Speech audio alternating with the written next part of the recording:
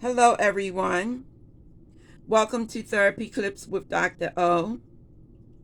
I am from Human Service Consultants. Today, our focus will be on self-sabotaging behaviors and addiction.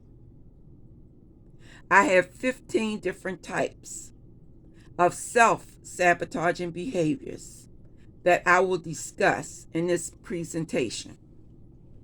The first is negativity. People with a substance use disorder will pile self-abuse and judgment onto themselves daily. This negative mindset is a sure way to sabotage your recovery. Telling yourself or simply thinking that you are not good enough or that you feel like you're never going to recover will lead to thoughts of hopelessness and depression that will only take you off track in your recovery process. Number 2, unhealthy friendships. It can be extremely hard to cut off ties with the friends that you had while in your active addiction. These friends were often there for you in your darkest times. They may have lent you money, offered emotional support, or even been a romantic partner. But the fact of the matter is, these type of friends will try their hardest to sabotage your recovery process, often by making comments or even using in front of you, or they may even try to encourage you to take a drink or use a drug for old time's sake. Number 3, boredom. It is one of the most common reasons for people with a substance use disorder to sabotage their recovery process. Time that used to be spent looking for drugs or going out to buy alcohol is now your free time. So that means you don't have a lot to do because your lifestyle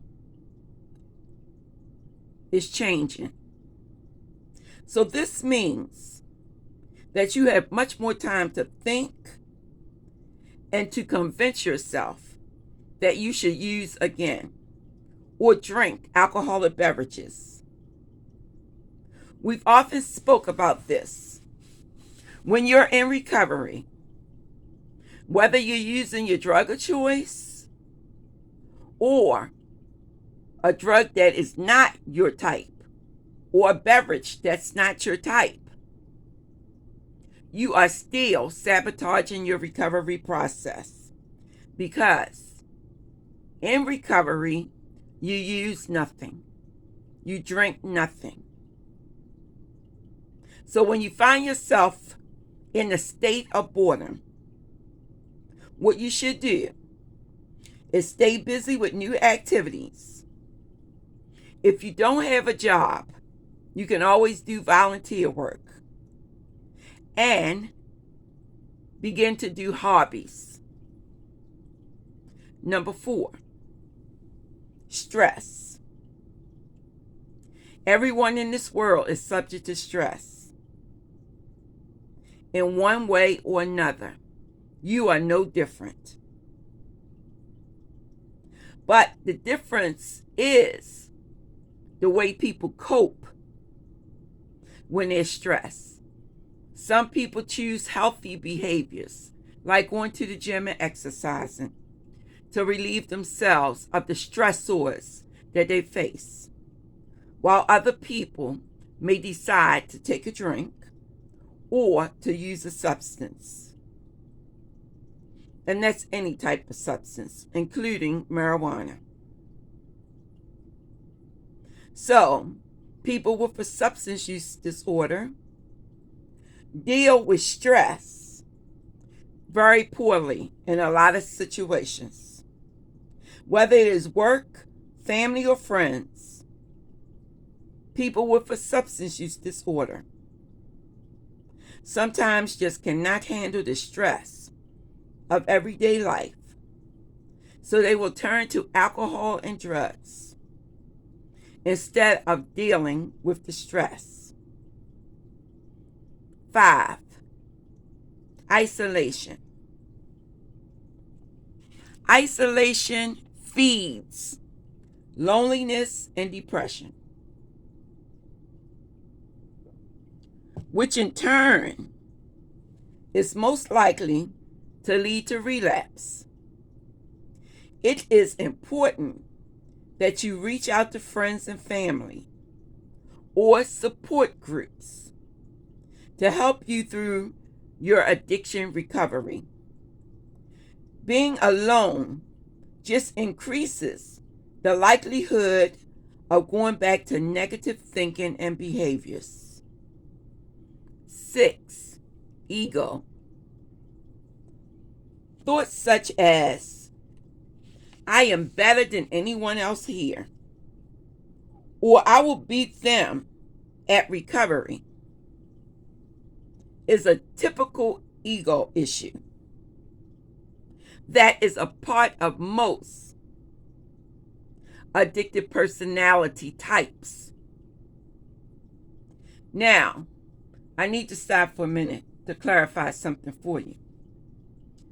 For years, you've heard of the addictive personality.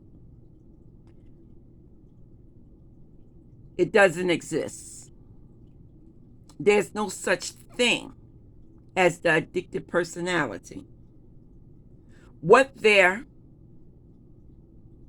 is instead of addictive personalities is addictive behavioral traits and characteristics. And I'll explain that to you in another presentation. But throw away the idea that there is an addictive personality. That's part of the battle. See, in rationalization and justification, people will give them the excuse. Well, you know, I have an addictive personality. No, not true. What the person with a substance use disorder does have is behavioral traits. And as I often told you, behavior is learned. And if I didn't tell you that, I'm telling it to you now. That behavior is learned. And now I'm getting ready to tell you something good. If you learn a particular behavior, you can unlearn that behavior. We'll talk about that more in another presentation. So, we're talking about ego. Thinking like this means that you are not going about your recovery process the right way. You are meant to be doing it for yourself. We had this discussion, and I said that you are responsible for you. You are responsible for your behaviors. Even though you may be in group with someone, best of buddies, you're working on your recovery together, you can't do it for your friend, and your friend can't do it for you. Dr. Taylor can't do it for you. All she can do is facilitate your process.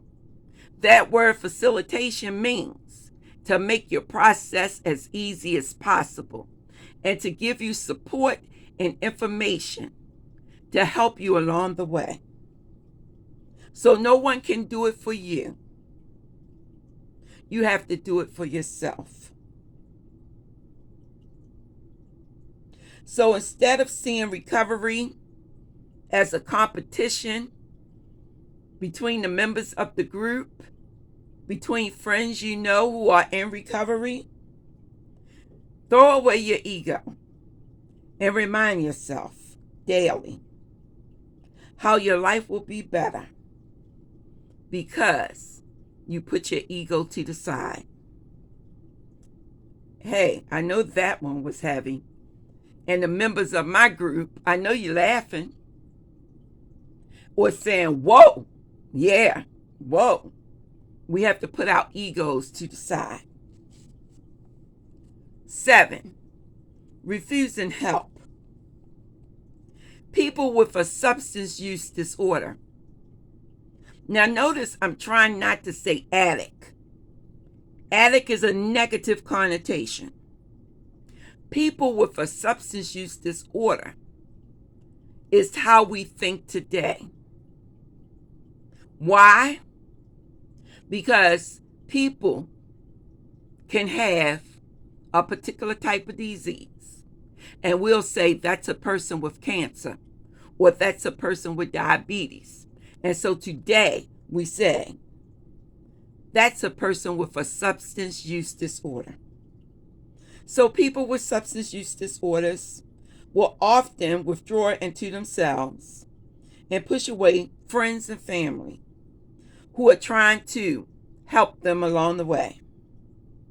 This results in a lack of a support system. And the person with a substance use disorder, if they push people away, they won't have anyone to turn to if something goes wrong. It is important to make your friends and your family an integral part of your recovery process so that you can get the support that you need. Because anyone can have a bad day. But if you have someone that's supportive of you, you can make it through the day without taking a drink or using any type of substance. If you refuse to reach out and ask for help, you are setting yourself up for failure. Okay. So now we're ready to move on to 8. A big one. Missing recovery meetings.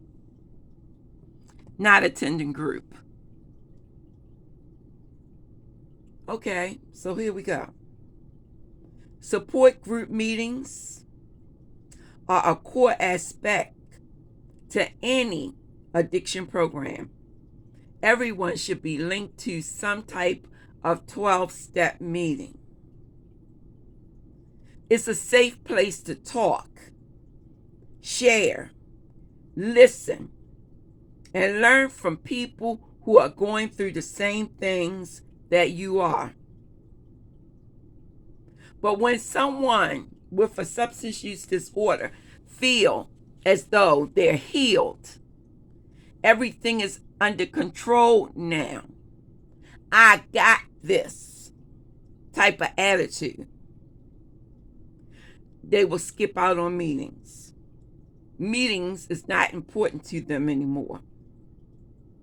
This will lead to a sense of loneliness and boredom, and it also can lead to relapse.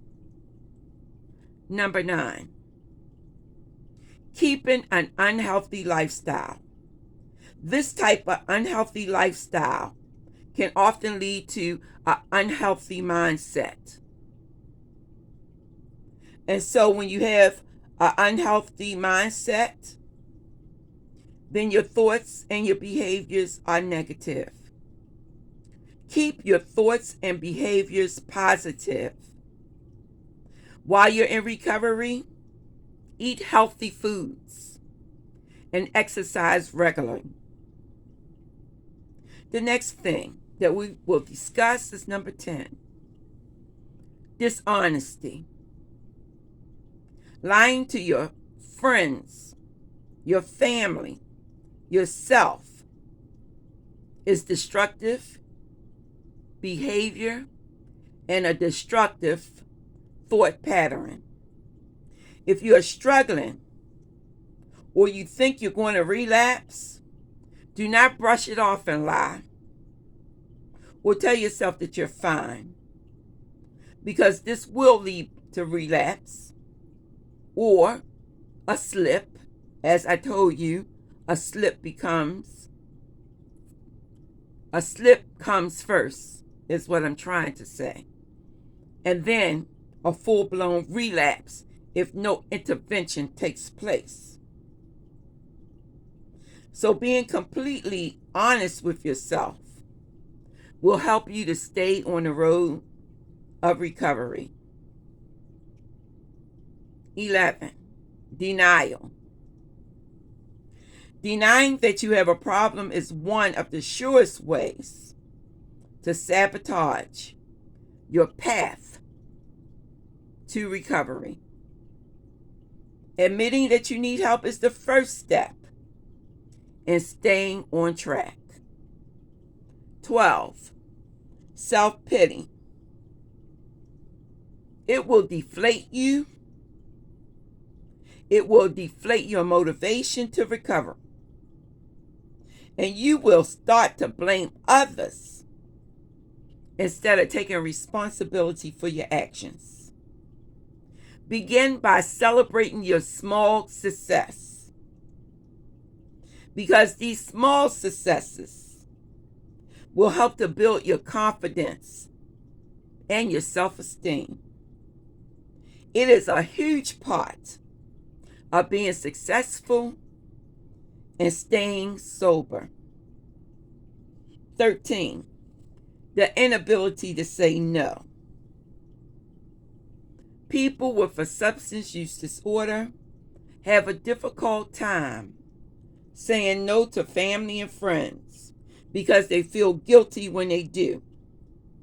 But by doing too much and stretching yourself too thin, it can result in you being overwhelmed, and then, if you're not careful, you will turn to drugs and alcohol to feel better.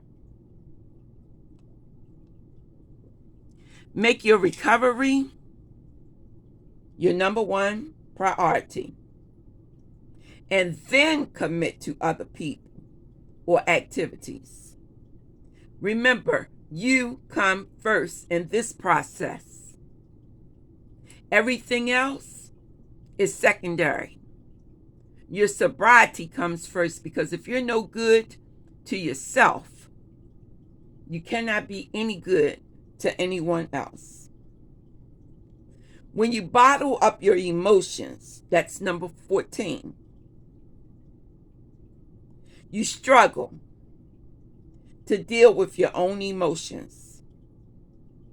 This leads to the inability to focus on issues when they come to the surface. And it is very easy to slip back to using at this time. So, be very, very careful to speak to your therapist about any feelings that you may have. Trust me, we've heard it all. Not too much is brand new. It's just different people with different issues at different points in their lives. And there's no discrimination. We all get it. We all have problems and situations that abound. So, there's no shame to the game. Open up and speak to Dr. O if you're mine. What I mean by that, if you're in group with me, you're mine. You're my responsibility. And you're your own responsibility. And together, it's a two-way street to ensure that you stay on track with your recovery. And as always, you know what I say, don't waste Dr. O's time because she's busy. Let's do this and let's make it work. 15. Destructive patterns. It is important to break the destructive patterns and behaviors that's a part of your addiction. But you got to learn to let it go. You can't go back and do those same behaviors over and over and over again and expect a different result. Because what is that? The definition of what? Insanity. We are not insane. We are of rational mind. We are logical. We don't let our emotions control us. We control those emotions. We put on our high heel shoes if you're females, and we put on our belt straps if we're males, and we keep it going because this is an important thing. So always keep in mind that you must identify these destructive patterns and then learn to get rid of them. I like to say, there's a trash can over there. Throw it in the trash can. And if it's deep, the pain, because of some type of trauma that someone did against you and you just can't get past it, I tell you what you do. You get yourself an empty tin can. And you write down everything that person did. And then you burn it. You burn that paper in that can because you're burning those negative memories. And if you have to do it every day until you get tired of doing it, or until those memories are no longer taking control of you and your lifestyle, then you do it every day. So that's what I have to say about the sabotaging behaviors. Now I want you to pay attention to the next 4 things I'm going to tell you. That you need to get a grip on any behavior that sabotage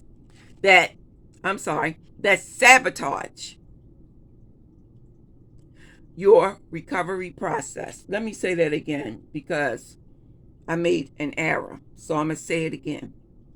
Get a grip on any type of behavior that sabotage your recovery process.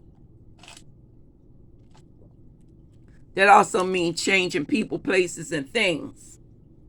If they can't be of support to you, if they can't pray for you, if they can't care for you, and you don't care for someone by offering them drugs and alcohol, especially when it has become a problem that is unmanageable and have led to a chaotic lifestyle.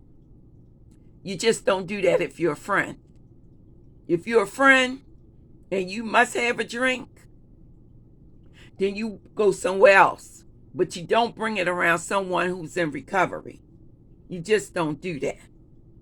So here's the suggestions. Number 1, be coachable. If your ego is bruised, surrender to your recovery. Because when you surrender, then you find the strength to get through it. Be coachable in that you're willing to listen to someone. Consider what they say. Decide if it's the best option for you. And do what you're told.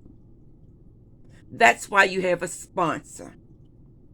Or if you don't have one, you should identify one.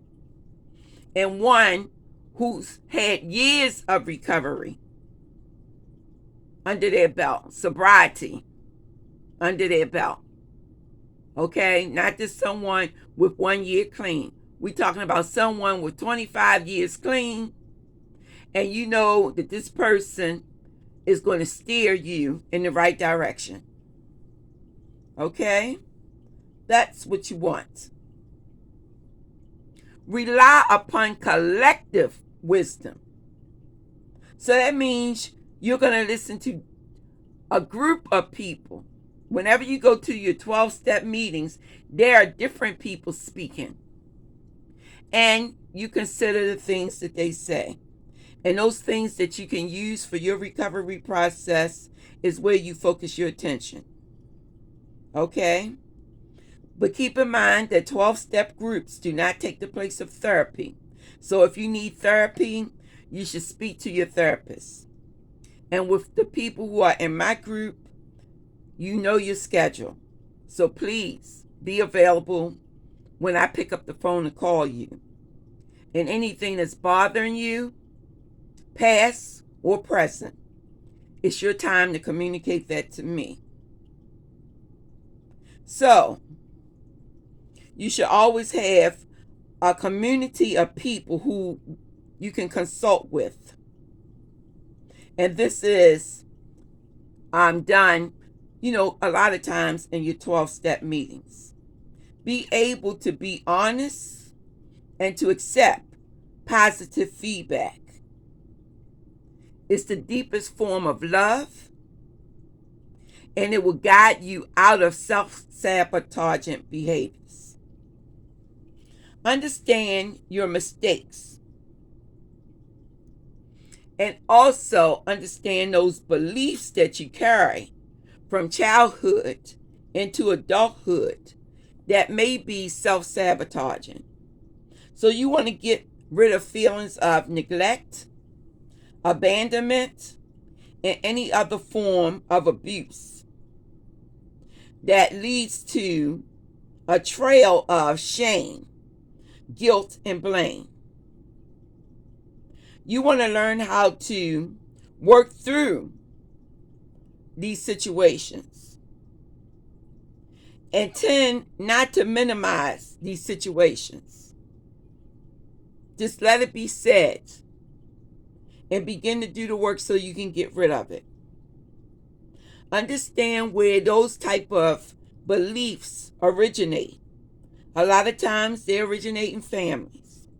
But you got to let go of the guilt, blame, and shame in order to move forward. The final thing that I like to say before I end this presentation.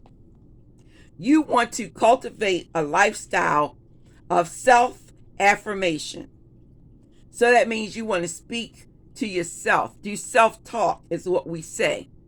To keep positive by saying positive, motivational type of statements to yourself. You can overcome self-sabotaging behavior when you're able to see a different way of life. Do another perspective. And say things to you and to the friends around you who need to hear it. Those positive affirmations. And when you do this, then you will replace the negative thoughts with more positive thinking.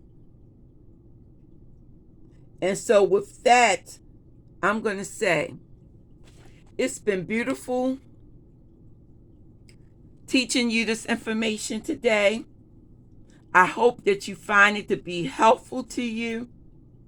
I put forth the effort and love and care and respect for you as a person with a substance use disorder.